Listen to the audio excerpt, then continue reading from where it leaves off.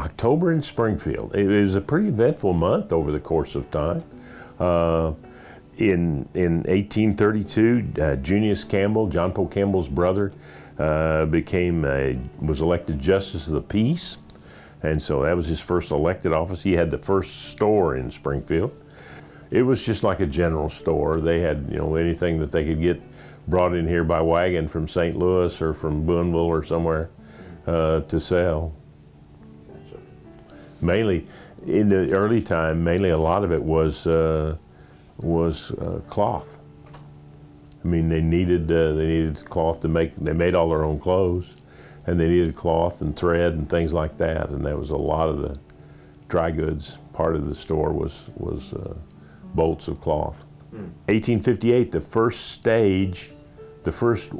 eastbound stage. We always hear about the westbound stage and Mr. Overland. Everybody was on the stage and how it went through here on its way to the West Coast, but not much is thought about that on the 5th of October, 28 days later, and one came back. So this was the passing through of the first stage, the first eastbound stage. Interesting that in the month of October in 1891 and 1952, so 60 years apart, thereabouts, St. John's Hospital opened their first hospital, and the hospital they're in now, Mercy Hospital. They opened their first hospital in 1891 at the corner of Washington and Chestnut Street in an old house that was there. And then in 1952, they opened the new hospital where they're located now. So they opened two hospitals in the same month in different years, but and became one of the premier hospitals in this part of the state. Let's see, 1904, the first night football game, supposedly the first night football game ever, between Springfield Normal, which was in 1904, that would have been before it became a State Teachers College, before it became a state entity, when it was still a private normal school to teach teachers. They played Tahlequah in the Indian Territory and won the game 11-0. It must have been a barn burner of a game, 11-0. The football team at Missouri State was 100 years ago. The linemen were just right at 160 pounds, and then the running backs in the backfield were around 150 pounds. So there's a lot of changes. I mean, their equipment weighs that much. I mean, so yeah, just a totally different, and out there playing in leather helmets and no face masks and no pads of any kind to speak of. And they wore long sleeve flannel uniforms so they did not tear themselves up too bad. 1918 kind of brings back to today. 1918, all the schools and everything was closed in the city because of the influenza, because of the last big pandemic before the one where we just wrestled our way out of, but the Spanish flu. And so everything in the city was closed, and all public gatherings were not allowed, and the hospitals were full, and they had beds in the hallways and everything, just like we saw, 100 years later.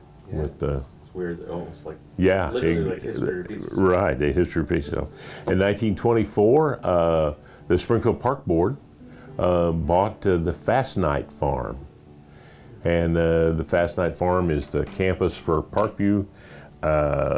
It has Fast Night Park, of course, in it, but all of that area there between Campbell Street and across to the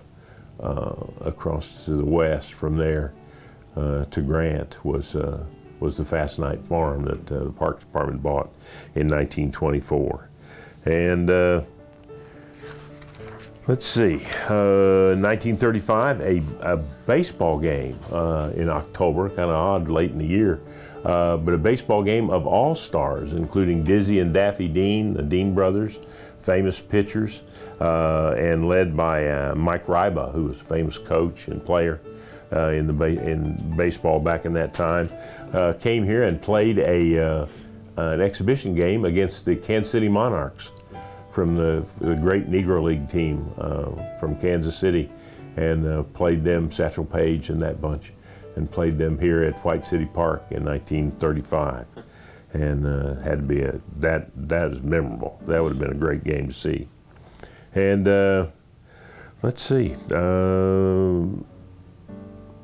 bondage was approved for $350,000 to build an airport. I mean, the carpeting in the new one cost more than that, but they built an airport for $350,000 out of where it is now, with just a small little house-like terminal in 1942, and mainly because of O'Reilly Hospital being here, that they were bringing a lot of patients and people in here to the military hospital, so they needed a bigger airport than the one on Division Street, right there next to your studio. So that's kind of all the news there was in October. There's other things that pop up on here, but those were the big ones for the month of October.